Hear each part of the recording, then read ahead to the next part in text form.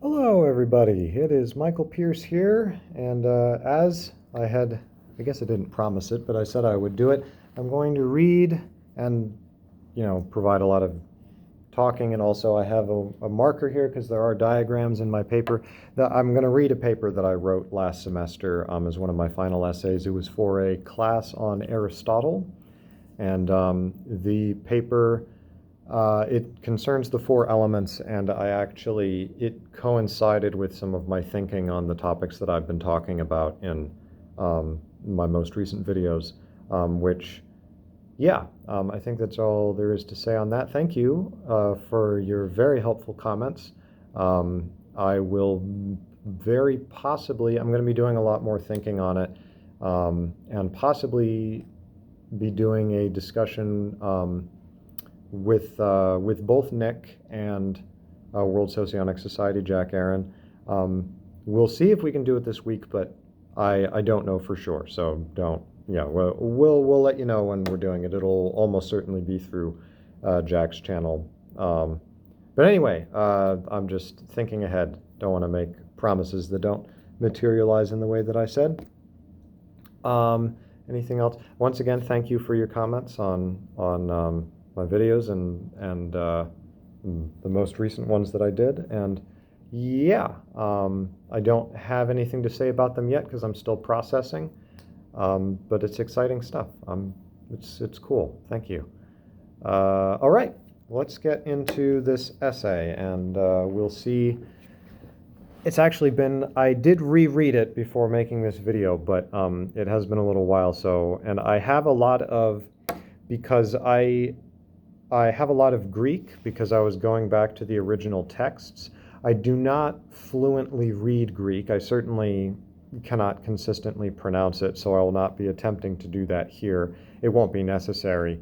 But if I pause and stuff, it's probably at odd times. It's probably because I have like a long passage that I've put in the Greek and then given my own translation. Obviously, I can't translate these things quickly, but I can translate them with the resources I have. And in case you're wondering, no, those resources are not putting it into Google Translate, because first of all, Google Translate doesn't do ancient Greek, and second of all, that would be not professional. And anyway, I want to understand what each word means specifically. So, yeah.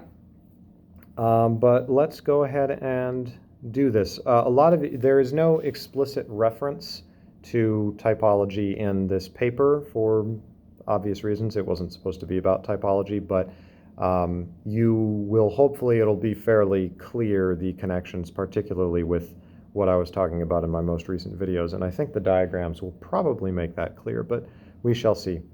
So, the essay title is kind of odd, but I wanted it to sound clever. It's Turning Water into Wine, Non-Cyclical Change in Aristotle's On Generation and Destruction, his book On Generation and Destruction. So in On Generation and Destruction, Aristotle sets forth his system of the four simple bodies. That's the term he uses, and those are fire, water, air, and earth. And he derives them from two axes of contrariety. This is another term that he uses. And those axes are hot-cold, i.e. temperature, and wet-dry, i.e. moisture.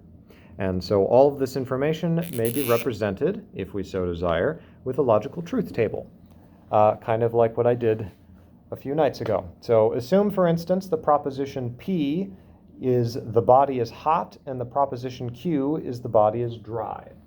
So if we have, you see that? Let me do that a little over to the side. So we have P, the body is hot.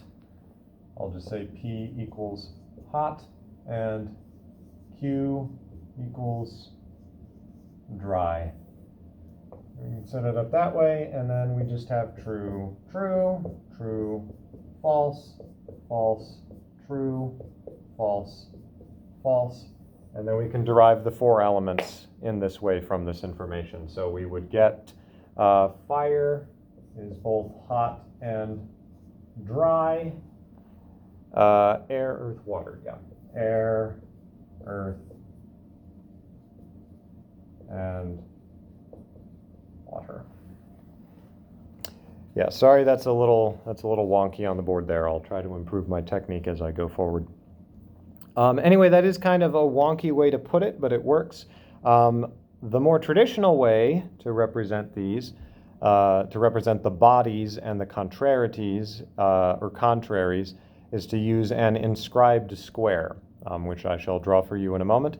And these two methods can be combined by means of a Cartesian grid, where positive corresponds to true and negative to false. So I'll go ahead and draw those up here. So the traditional way of representing these is you have,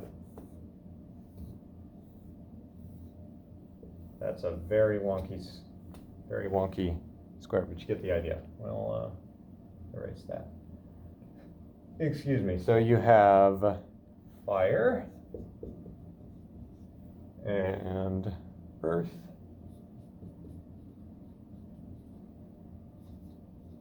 water, yeah, you can see that, and air. And these are the four simple bodies. The notion he seems to have almost is kind of atomistic, as though these are like the four different kinds of atoms or the four substances that you can have that make up everything. But these four substances may be described by means of what he calls the contraries, which themselves are not substances, at least they do not seem to be so. They are simply ways of describing the four bodies, which some of your comments on my most recent video, you'll be like, yes, exactly. There's a difference between the bodies and the contraries that are being used to describe them. But we'll get into that more in a bit. So anyway, we have hot, dry, cold, and wet. And you can notice, of course, that they're called contraries because boop, boop, boop, boop, boop, boop, boop, boop, like that, and boop, boop, boop, boop, boop, boop, boop, boop, boop, like that. They're opposite to each other. So this line we could call temperature. No, terribly sorry. That's the other line. Boop, boop, boop, boop. This line is temperature, and this line is moisture. Or humidity if you prefer, but I'll just use moisture. And the other diagram that we need to draw here, which is just additional, because I like diagrams. I like to be able to see these things. So if you draw a Cartesian plane, yeah, you can see that. And you have P, the temperature, and you have Q, the moisture, or humidity, then you can, and you assume that hot, if you assume that hot is true and false is cold, then you would get fire, air, earth, and water.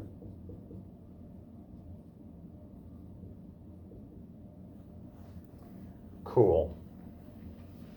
All right, so we've set all of that up. The purpose of such diagrams is to show the routes by which the simple bodies transform into each other. This diagram's more important for that.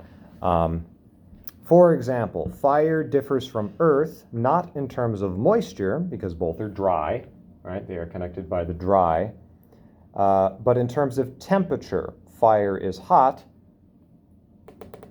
connecting with fire, whereas earth is cold, not hot. Thus, heating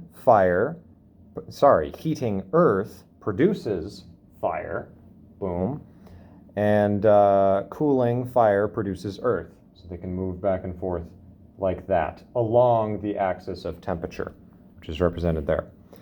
However, in such diagrams, it naturally happens that, in addition to the contraries of temperature and moisture, two more contraries arise between the elementary bodies themselves, between fire and water, and between air and earth. And this is simply, at the moment, this is simply a function of the geometry of the system. And as we'll get into it, Aristotle actually considers this legitimate. But These axes bisect the square or grid used to diagram them. Horizontal vertically in figure 1 and diagonally in figure 2. So figure 2, the diagonal would be boom, boom, like that. Is it legitimate to draw this bisecting line of transformation between them? That is, to move directly from earth to air or from fire to water? Or is the only legitimate route for their transformation through intermediating elements, e.g. via water or fire, and only then into air? So are they allowed to jump across the pond, or do they have to go around and can only do this, so that direct transformation from fire to water is impossible? Is that what Aristotle meant? Let's see. For example, to transform earth into air, one might either first heat the earth, turning it into fire, and then moisturize it, turning the fire into air. So you'd have earth, we fire it up, dry it out, it becomes fire, and then we pour mud. Well, actually, did I say that wrong? Sorry. First heat the earth and then moisturize it. Yes, into air, turning the fire into air. Air, a better word might be vapor, by the way, because we don't normally think of air as being wet, but Aristotle, the word actually is maybe closer to like a notion of vapor. But if you have like clouds and stuff, it's like that stuff is wet. You'll be wet if you're in a cloud, so fog and stuff like that, but not just like the air that we breathe per se. Anyway, so you get the idea. In other words, can an elementary body, fire, earth, water, air, can an elementary body pass away directly into its opposite, or must it always pass through one of its neighbors first? Interestingly, Aristotle makes clear that, quote, all from all become produced. This is from 331a, lines 21, 22. In other words, any elementary body may transform into any of the other three bodies. That, on the face of it, is what that seems to mean. However, Aristotle adds that greater time is required for a transformation of opposites, that is, of fire into water, earth into air, or vice versa. And for this he writes, quote, when a given elementary body, for example fire, shares, quote, symbols with another elementary body, swift is its transformation. Yet, if they don't share symbols, the transformation is slow. That's a bit of a paraphrasing of it, but that's 331a, 24 through 27. So the word here, symbols, is literally symbola. That's my pronunciation of it, but it's literally where we get the word symbol, and it literally means symbols, letters, tokens of contract even. And so the word here, as he uses it in the text, refers to the contraries of wet, dry, and hot, cold. These are the symbols, or he seems to be using that as synonymous. And this is made clear from the context of the other three appearances of the word symbola in the book on generation and destruction, which, if you care to know what those are, 331a, line 35, 331b, line 5, 332b, line 30. In fact, the word symbola is often translated as contrary qualities or complementary qualities in the context of on generation and corruption, for the sake of clarity, because everybody knows that's what he's referring to. However, this does conceal an important nuance of Aristotle's meaning, which is demonstrated in figure 2. I did not write the important part of figure 2, which I shall do now, though you can also see it in figure 1, right? But here, I'll do it in figure 2. True, false, false, right? And then false, true, false, true, true, false. Let me just make sure that I've got that correct. True, false, false, true. Yes. Yeah. So obviously I'm using slightly different symbols, but we'll continue on. This conceals a fact in figure 2. There, it is literally the changing of the letters, by our convention, TF, which one symbolizes wet. Oh, sorry, pardon me. There it is literally the changing of letters, T and F, which converts the symbol bodies into each other. If, instead of the modern symbols T and F, one symbolized wet as alpha, the Greek letter alpha, dry as, say, not alpha, hot as beta, and dry, cold is not beta. You get the idea. I'll move aside. The same effect is achieved, e.g. Earth would be symbolized, almost like a coordinate system, by not alpha, not beta, and would change into either fire or water by changing one or the other of those symbols into its opposite. So, if you want to change fire into earth, then you change one of the symbols, the T, into an F. I make this a little bit clearer here where it's not all T and F, it's alpha into not alpha, beta into not beta. Alternatively, by changing both, Earth transforms directly into air, right? False true turns into true false.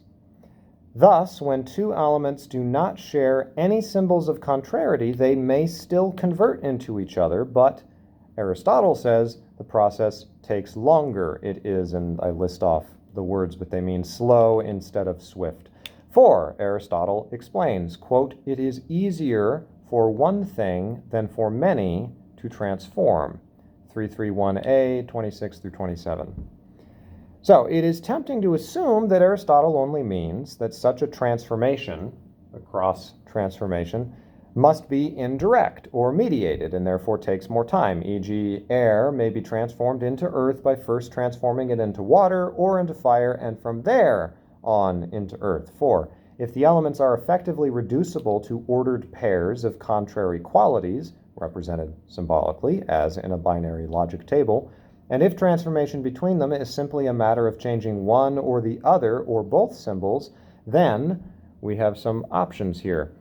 One, this is option one symbol must change before the other, which would be equivalent to indirect mediated transformation. In other words, so either it must be the case that only one symbol can change at a time, and so therefore you have to go around the leaf. If you've seen Bug's Life, we're going to go around the leaf, not through the leaf. So that's option one. Option two, both symbols must change simultaneously, in which case it is unclear why the process should be any slower than if just one symbol changed. Let me go back over what I mean by that, because I think it's a little unclear how I wrote it there.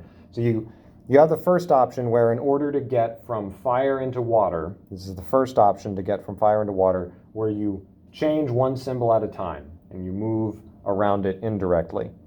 But the second option, the second alternative that we're trying to determine if Aristotle thought it was possible, is changing both symbols simultaneously so you move directly from fire into water and you don't pass through the earth stage because you change both the temperature and the moisture at the same time. Now, the geometry of the diagram makes it intuitively, for us, we look at it and we're like, oh, well, the hypotenuse of the triangle is longer, so of course it would take more time.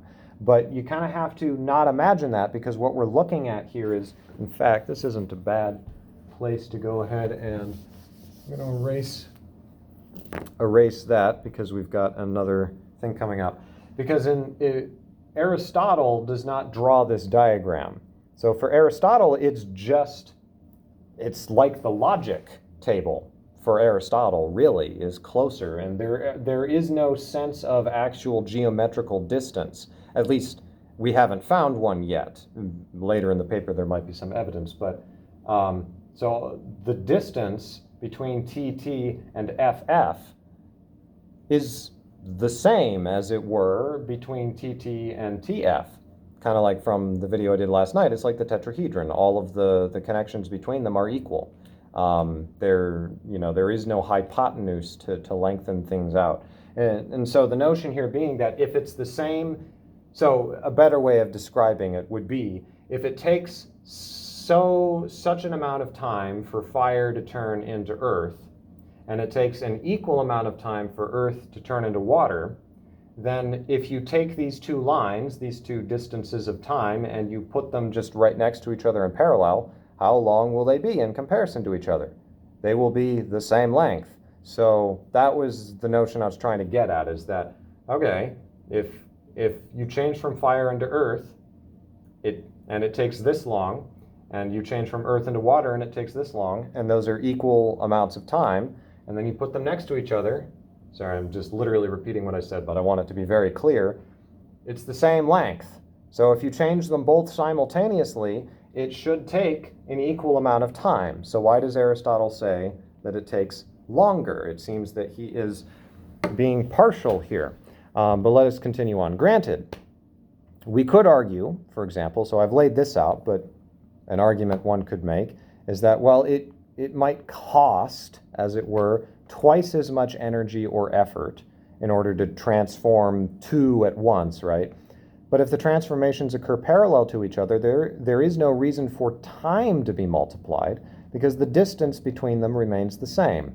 And Aristotle introduces no other factors to explain the difference. So again, it might cost more energy, but why would it need to take more time?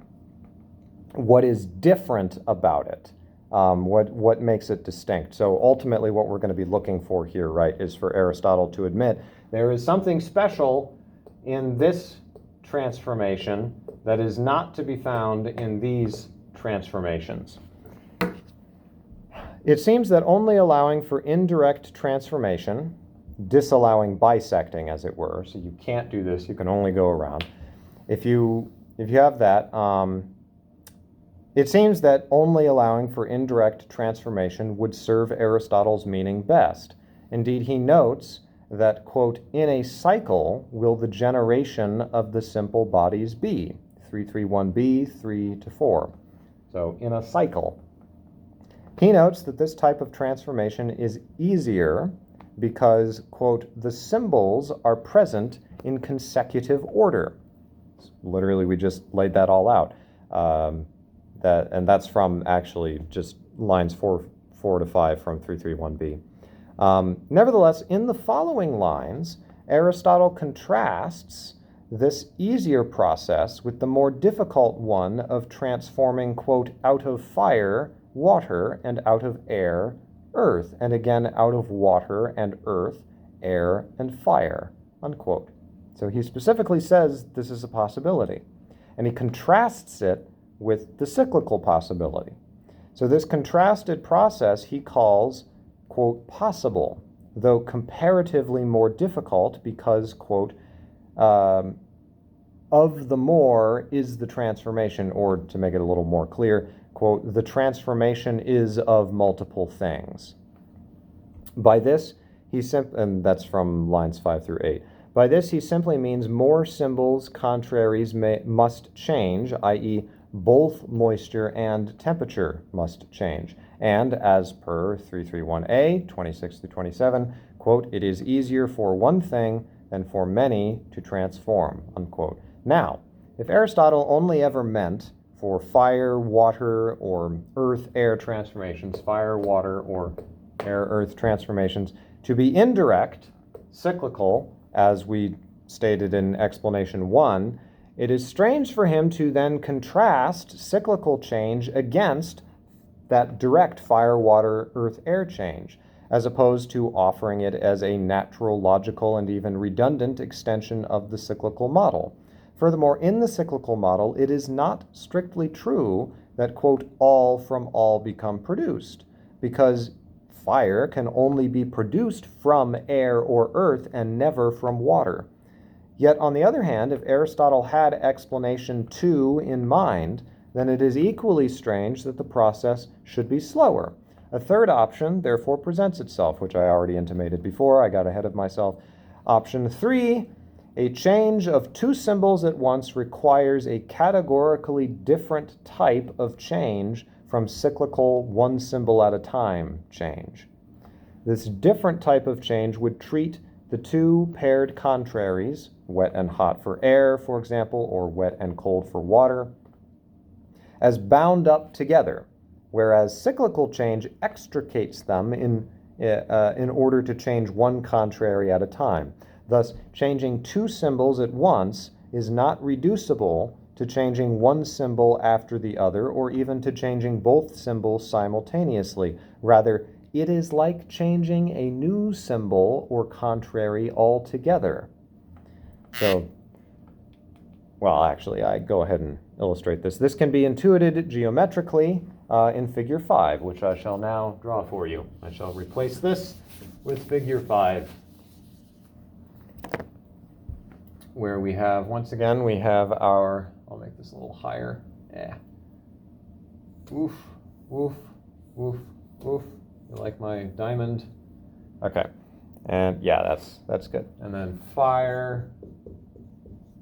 And it's always, yes, it's always earth, water, air. And then, let's see, the length of the line, yeah. So then you have alpha, alpha, alpha. So the lengths here are all the same, and that represents the cyclical form of change. But then you have direct change across, which we can represent, say, with beta, because we're in a Greek mood today. The length of the line from earth to fire is shorter than the hypotenuse, or diagonal, extending between earth and air. In the same way, the type of change involved in transforming earth directly into air is not only more time-consuming, but is incommensurate with the type of change making up the square's perimeter, because the hypotenuse is incommensurate with the sides in the sense of its comparisons, with the type of change making up the square's perimeter. Aristotle hints at such a possibility when, in several places, he applies the word, quote, contrary to the simple bodies themselves. Quote, the simple bodies, being then four, are two pairs, each of each pair contrary, 4. Whereas fire is contrary to water, air is to earth. For these, out of contrary properties, are composed. So he straight up admits, what this means is he's straight up admitting that this is an adequate model of doing it. And he is saying that just as there are the contraries like this, right? There are indeed contraries that go bisecting across like so. And this makes fire contrary to water and air to earth. So not only are they simple bodies, but they also can act as contraries towards each other. Aristotle even associates each simple body with one of the contraries over the others. This is extremely interesting. Quote, nevertheless, being four things, to each one contrary is, unquote. I translate it very literally, so it's kind of odd sentence structure sometimes. That's 331A4. And by the way, the previous quotation about the for these out of contrary properties are composed was 330B, line 32, and then 331A, lines 1 through 4. In case any of you want to check me up on some of this. Let's see. Anyway, quote, nevertheless, being four things, to each one contrary is, unquote. Namely, dry with earth, cold with water, wet with air, and hot with fire. This is very interesting. So we'll go ahead and kind of redraw this. And then we have dry, hot, wet, and cold. And what Aristotle is saying is that each of these contraries can sort of be associated more with one of the simple bodies. So hot is closer to fire, dry is closer to earth, cold is more like water, and wet is more like air or vapor. Which I had not known that he said that before, but it's right there in the text. What do you know? Let's see here. Yes, quote, air and fire are contrary. Sorry, and just before this, Aristotle notes how, quote, air and fire are contrary to earth and water. For whereas earth is contrary to air, then water is of fire, insofar as it is possible for substance to be contrary to substance, unquote. 335a, lines 7 and 8. So, substance, by the way, just so it's clear, is another word for our purposes, it's another word for simple body. It's matter, you know, it's a type of the thing that is underneath everything else. And so I get into that in a moment. So what he's saying is that it is possible, he's saying, he sort of seems to admit that there's potentially a kind of contradiction or something odd going on here that he didn't originally intend, because he says, insofar as it is possible for substance to be contrary to substance. He doesn't normally think that substance can be contrary to substance for the following reason. Aristotle includes this caveat because in another work, The Categories, he claimed that, quote, there is nothing contrary to substances, because a substance being the same in number, that is one in number, self-identical, being the same in number, is receptive of contraries. For instance, a man, also being one in himself, becomes at one time white, at another time black, or warm and cold, or paltry and good. That is all from 3b, line 25, and then 4a, 17 through 21. Substance, then, could be thought of as the canvas of contraries, kind of like this whiteboard.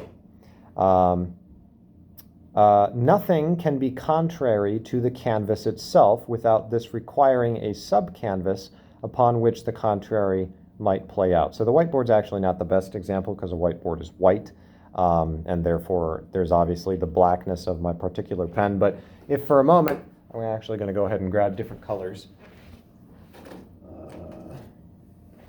So, you know, if you had red and green, and then you have the canvas, we can say, oh, here's some red, and then we have here's some green, and they're contrary to each other, but they are not contrary to the board that they are on.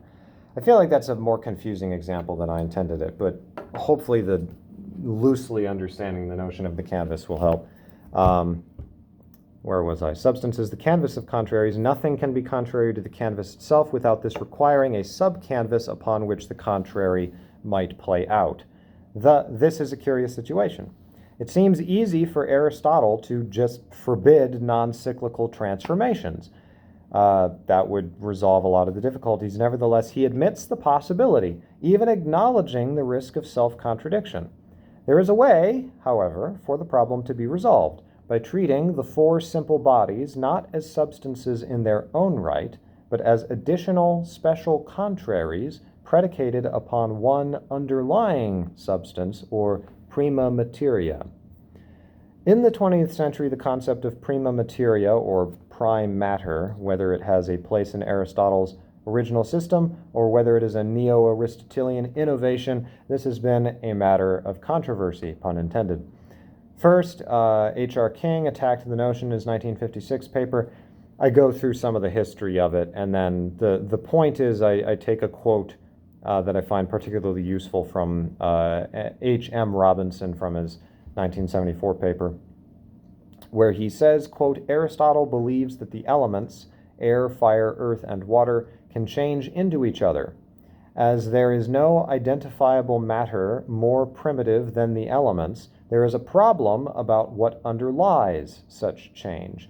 The traditional interpretation of Aristotle's treatment of this problem is that he posits a prime matter, or a bare stuff, lacking all positive determinations. It's neither hot or cold or dry or wet. It is the canvas that makes the hotness or the coldness. I mean, in some sense, you could think of like atoms. Is an atom hot? Is an atom cold? Maybe that's not the best example, but certainly not in the way that we think of. Certainly we wouldn't think of atoms as being wet or dry, but they are the canvas upon which wetness and dryness are played out from our perspective. That's maybe one way of thinking of it. Anyway, it's the matter of the elements which makes elemental change possible. This prime matter is nothing but a potentiality which can exist only as actualized in some determinate matter, i.e., in one of the elements, and which is what persists when one contrariety is replaced by another and the identity of an element changes. Unquote. What I am proposing then is that the four simple bodies are best characterized as special contraries in themselves, joining the four original contraries as predications of prima materia. If change can be non-cyclical, then the two cyclical axes of contrariety, moisture and temperature, must be supplemented with two non-cyclical diagonal axes of contrariety, linking water with fire and earth with air. When, for example, wet and hot combine into air, this represents a genuine synthesis of the two contraries into a new compound contrary designated as air. For now, let us call the axis of contrariety between fire and water theta. So between fire and water, we'll call this for now. Terribly sorry, I did not use theta for that. I used phi. We'll call it phi, and between air and earth, we will call it theta. I'm using the capitalized versions because they look cool. Thus, the four basic contrarieties predicated of prima materia are temperature, moisture, phi, and theta. So temperature, moisture, phi, and theta. Cyclical transformation around the perimeter of the square is mediated by temperature and moisture, while non-cyclical or diagonal transformation across the square is mediated by phi and theta.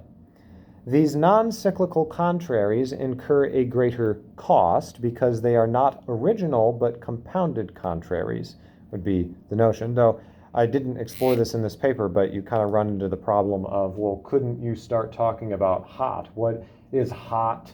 A combination of fire and air, or is there a hierarchy to it? Is there a hierarchy, or are there infinite combinations going around, which is kind of ties into the issues I was trying to talk about in the previous video. So as a final thought, can we further determine or name these new contraries beyond just phi and theta? Aristotle provides a hint, mentioned on page 6 of this paper, quote, nevertheless, being four things, to each one contrary is, namely, unquote to that, namely dry with earth, cold with water, wet with air, and hot with fire, if you remember that, wet, hot, dry, cold. Note that in these seemingly arbitrary designations, Aristotle preserves the axes of contrariety with fire, hot, opposing water, cold. Right? Water is cold, fire is hot, so it preserves that original contrary. Same thing with earth, which is dry, and air, which is wet. Thus, we may extend these oppositions to the new contraries of phi and theta, renaming phi super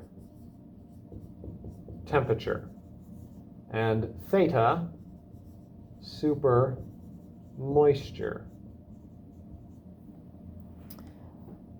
And that is where my essay kind of abruptly breaks off because I didn't have anything else to say and it was nearing the deadline. So those are my thoughts. You can maybe see some of the connections with what I was talking about in the previous essay, but as I admitted in one of my comments, I am not naturally mathematically minded, so it is easy, I think, for me to get mixed up in just the purely abstract realm and I